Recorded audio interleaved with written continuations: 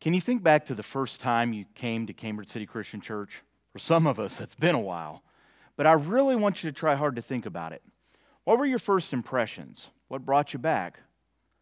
Well, I know one reason you didn't use to come back. It was the perfect church.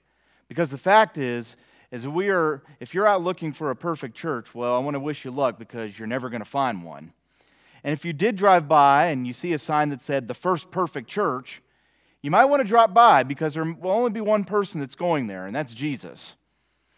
You know, every Sunday in this very room, many of us come and we each sit in our seats and we come as people who are not perfect.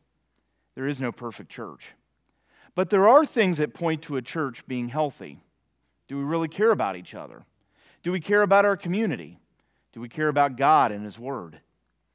In our reading this week, we are again confronted with 7 churches of different varieties. And we see that there are only 2 of them that seem to have most of it together. The churches in Smyrna and Philadelphia. They really loved each other. They endured great persecution. They kept their eyes on Jesus. What they did seems so simple. Yet we see that only 7 of the 7 churches, only 26% of them were fully on track. How does that happen? Well, it comes down to you. Is the church about you or us? Is it me or we? You know, through the years, the conflict I've seen pop up in church seems always to consist of selfishness. My first run-in with this was when I was about 12 years old. The church I went to had a pastor who decided that he was the decision maker, not the elders or other leaders. He was. And when this happened, I saw the church split in 3 different directions and create 3 different churches. What a poor testimony we all were to the world.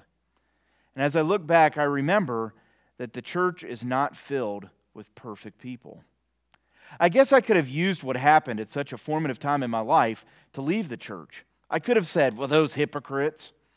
But actually, I think in seeing all that, I realized how much that we all need God's grace. And I guess if you think about it, the church that wins is not the one with the biggest attendance or highest amount of offerings, the most ministries or the nicest buildings. No, the church that wins is the church that understands God's grace and gives it. And so the question is, will you?